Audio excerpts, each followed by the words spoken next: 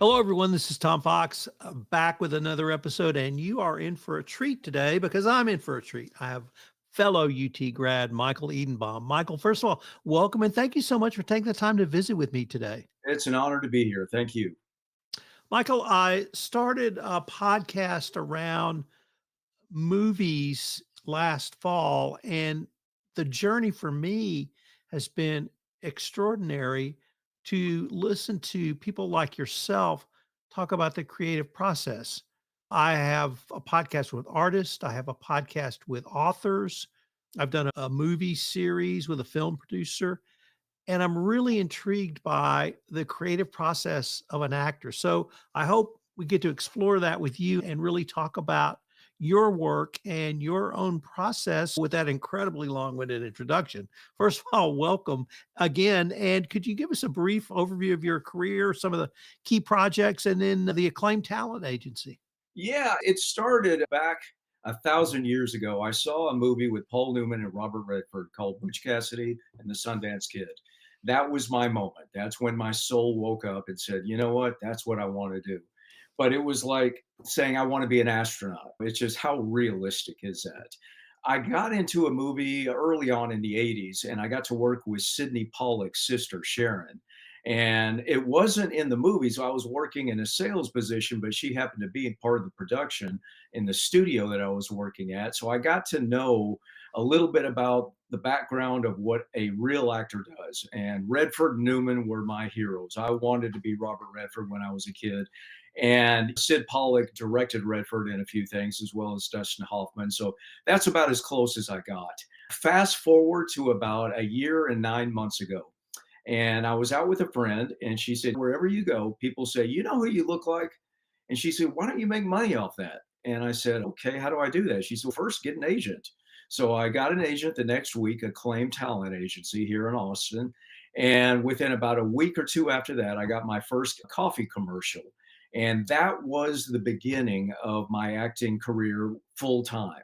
Up to this point, in a year and 9 or 10 months, I've been cast in 18 movies. Actually, as of 2 days ago, it looks like it might be 19, as well as 7 or 8 different series. So I have been on this rocket ship. I don't understand how fast it's happening. I lost my mom about 9 years ago. I think she's pulling some strings for me, but I am just enjoying the ride. And I hope I never lose this little kid feeling. When I'm on set, I'm just in heaven. And I cannot believe I get to do this. So I think any listener to this podcast will recognize Austin for its vibrant music scene. They may not be as familiar with the film scene. Can you talk about kind of the scene in Austin, the group of actors you're around or with, or really just the film scene? Yeah, it's interesting because my background before I got into acting full time, I was a national sales manager, director of sales rather, for a company that provided music to bars, restaurants, hotels. So I was in the music world. My brother-in-law used to run KLBJ, the rock station here in Austin. So there's always been music in my background. My grandfather played with Bob Hope. He played in the Fort Worth Symphony. But the acting community has really just blown up in Austin. We've got 3 or 4 major studios, and they're expanding all the time. And honestly, I joined this organization, AEB, Austin Entertainment Business, also known as All Entertainment Business. And through that organization that I joined about a year and 9 months or 10 months ago, I have been able to meet the top directors, producers, actors. It's been an organization run by Jennifer Hutchins, who's produced over 250 shows. And a lot of Hollywood in California is moving to Texas and especially Austin. They're kind of sick of the attitude that Hollywood has. Austin has such a vibrant film community, and the people are just, I always do the comparison. You ever been to a karaoke bar? No matter how bad you are, they just kind of cheer you on. That's kind of the Austin community, that it is competitive, but it's not like LA. And everybody is helping each other. And I've made some absolutely amazing friends. I have had opportunities that I would have never imagined. I got to meet James Cameron's the guy that does his biography, and so many amazing people. And that first meeting I went to, the guy that ran the MTV, what are the series, the reality show series that they do on MTV, he did all of those. And I was walking out, I was nervous because this was kind of my first shot at being an actor. And he stopped me and he said, "You know what? You've got the look. You ought to really pursue this." And that was that springboard moment where it's, you know what, maybe I do have a chance at this. And Austin has just been a wonderful community. You asked me a question, Tom, I could go on for 2 hours telling you how much I love this community, how much I love acting, and the opportunities that I've had. Austin is a great place to be, as well as Dallas. I have filmed in Dallas, Houston, Austin, but the entire Texas film community is just absolutely blowing up. Could you just go through sort of the arc of your professional career? Because every actor I've looked at, they start very small. The parts get a little bigger, the parts get a little better, and the trajectory goes up. Is that your experience? Absolutely, you are in fact, I was having this conversation with my dad, a buddy of mine who was a musician in LA when I first started, I got my first coffee commercial. He said, "I knew a lot of actors in LA, and their career was like this. You struggle, and then bam, there isn't really a ramp. It's like a rocket ship that comes out of nowhere." And I thought, well, that's probably true with some, but turns out that's how it was with me. It's a snowball. The more you get, the more you get. And but I also will say, because of my sales background, I know how to promote. I know how to sell the product, and I am the product. I know I've run into a lot of actors that really they're great actors, but they do not know how to promote themselves. They don't know how to network. I have met people from I'm a producer as well as an actor. And I've met people sitting at my one of my favorite places, Perry's. It's kind of my cheers on a Friday night. And I've met people that when you talk about what do you do, if I said I was an accountant, it'd be a pretty short conversation. But when you say you're an actor and producer, people really love to hear about it. And I have made so many connections on funding series and movies and that sort of thing. And I'll talk to you later about it. But the movie that I'm most proud about, I met a guy that has a global company standing in line at this country western bar. And now I might get a multi-million dollar funding for the movie just based on a relationship. And I happen to talk about what I do and how much I love it. So you've got to network wherever you go because you just never know when that moment will happen. I've talked to several actors who began acting as far back as junior high or I guess middle school now.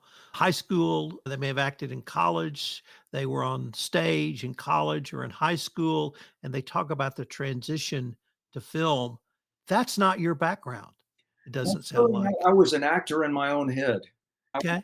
When I was a kid, I'd watch The Twilight Zone. That was one of my favorite shows. And incidentally, I'm in a series that is filmed as if it's in the 1960s in black and white called Zero World.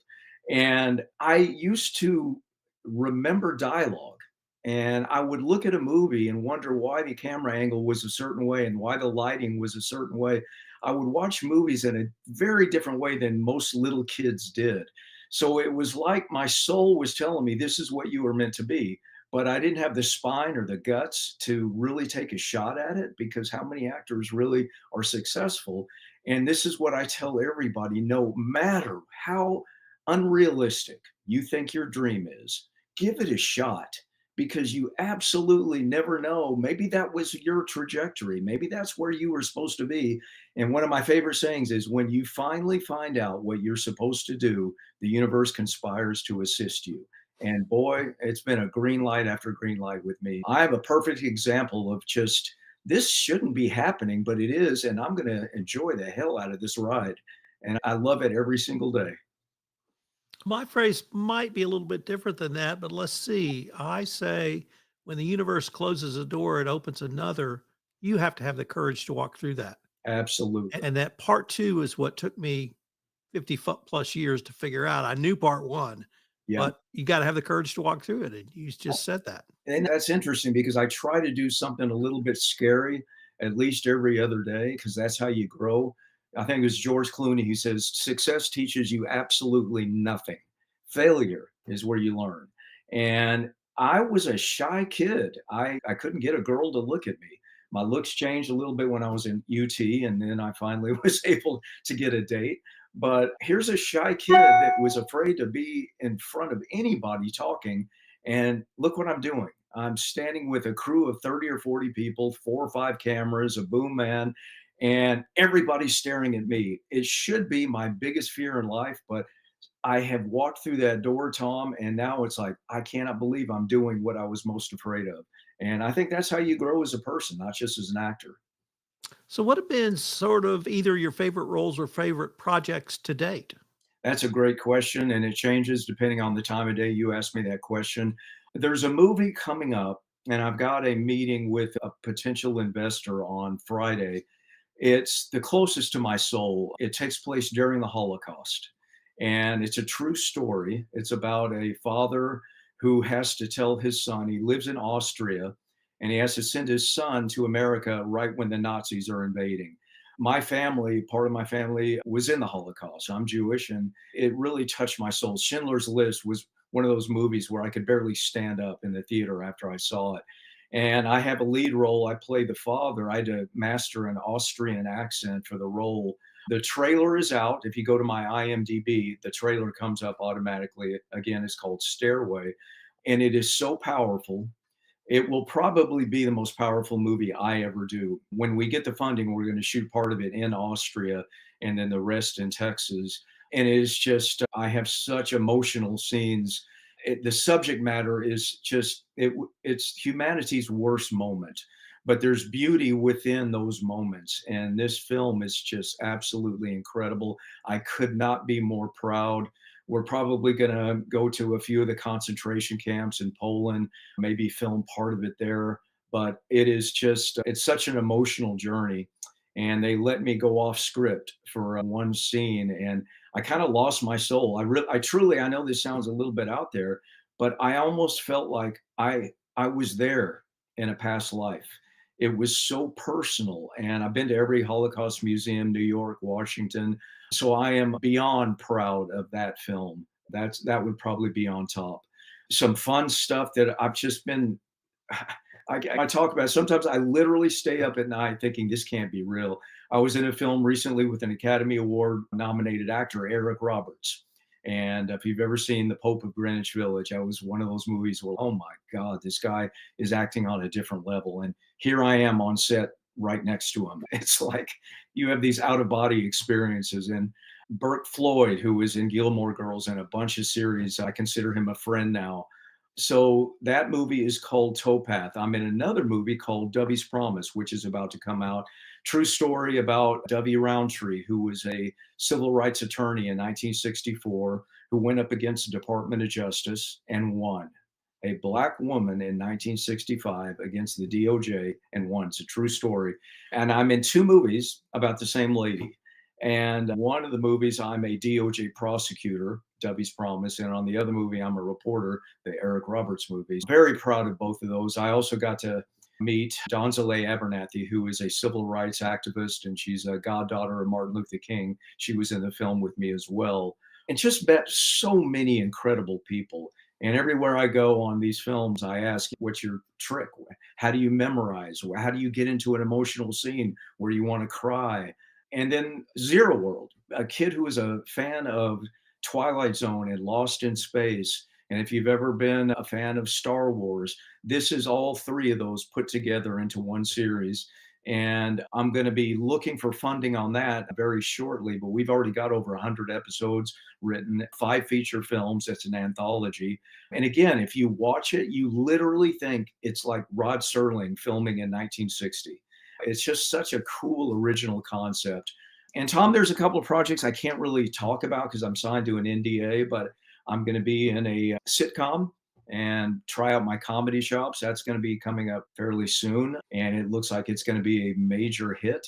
So looking forward to that and a bunch of other stuff. But those are the ones that come to my mind off the top. Michael, I'd like to ask you about your creative process. What do you do either emotionally inside your head or any other way to get ready to play a character? You've talked about the range of projects you're going to be involved with, and that's why I was intrigued by your potential comedy project, which would give you perhaps a different outlet for a different set of acting chops. But what's your creative process? I try to. live by the fact when I'm in a role, don't act. Be that person. If you find yourself, okay, I want to act angry. No, okay, then you're not there. You've got to be angry. You've got to feel as if, what if I was in a road rage incident where this is actually happening? There was a series that hadn't started filming yet. And I was in a actual situation at a HEB gas station where this really rude guy was yelling at an elderly lady. And as he was yelling, I'm picturing in my mind what I really wanted to do. And I'm a wolf man in this series. And I picture going up and grabbing his hand, biting his finger off and saying, that doesn't taste like chicken. And they actually wrote it into the script. So I try to become, I guess you could in some way say method actor, but I'm not really a method actor. Like in Stairway, when I had that scene, picturing, I'm telling my little boy that if you stay, you will die. And what would that feel like? And I'm picturing my father saying that to me, and all of this emotion just came forward. And I had to just kind of roll with it. And I couldn't snap out of it for 5 or 10 minutes because I wasn't acting. I was actually that character. So I try to do that. And I practice when I'm watching movies. I will literally look at myself in a mirror and say, what if I said that line? How would I do it differently? So I'm constantly acting every day, practicing my expressions, my reactions, and what it would look like on camera. Because sometimes when you have a feeling of what it'd look like and you look at yourself actually in a mirror, that's not what you're trying to project. So you got to practice these different emotions, facial emotions on in front of the mirror. And so until you master, okay, when I want to look this way, I know what I need to do, muscle memory in my face. But I try, I guess to simplify it, I try not to act. I try to be, if that makes sense. Let me change the focus just a little bit to you talked about the words that you were told going into one of your first interviews and how much that inspired you. Are you able to pay it forward or send the elevator back down or really give those words of encouragement to others? Because one of the things I'm really conscious of, and I'm a little bit older than you, is helping out those coming up as well. I wasn't expecting you to ask that question. I like that. That is kind of where my karma, I believe, is coming from. My father and mother kind of they put that in my soul, in our whole family, that you help others. My mother and father were into civil rights back in 1960 when it was not really popular in Texas. And that's where I came from. I think that it's a responsibility to help others. The more you do, the more you get back. I don't do it to get back because I think if that's your purpose, you're kind of doing it under false pretense. But I do that as much as I can. I even have acting friends that have been in this business. One lady that really I consider my acting teacher, and she was the location manager for Terminator 2 and Maverick with Mel Gibson and Jodie Foster. And every time I get a role, I tell her, if I have a way of getting you in this, I'm going to. The friends that I've met, I was a Texas Ranger on the series Walker, and I met a bunch of friends, lifelong friends that I'm friends with now. And even if I can get them into a background role, I feel a responsibility because they have done so many things for me as far as advice and who to talk to and all of that. So I absolutely live by that. I think it is something I must do. And honestly, I think that's why I'm having so much success. Anybody that I can help, I feel so good about that. It's just, you can't really understand it till you do it. So I live by that every day. You talked about this a little bit earlier, but I wanted to explore just for a few moments marketing of Michael or Michael's media company or the role you play to help market it. And you're really the first actor I've talked to who came out of a sales background. So you understand that and you did it your professional career. Could you say a few more words about that? Yeah, another great question. I think what I try to do, and this was a advice a director out of Dallas, a guy named Lance Larson gave me. He says, if you're going to do something, don't ask for anything back. If you're going to want to work on a movie, maybe go up to the director or somebody that you are able to meet and say, look, I just want to be part of the production. The word is help. How can I help? And he said, if you're going to be the guy that brings coffee, make sure it's the best coffee they've ever had. and it will make an impression on the people that you work around. Every actor wants that big role, wants that big movie. But I think if you go into it like you truly want to help the production, the director, the producer, the casting director, then they remember that because it's not real common, Tom. A lot of people, and it's just human nature, you try to do what you can for yourself. So when I market myself, I try to do it where how can I help this person that I'm talking to?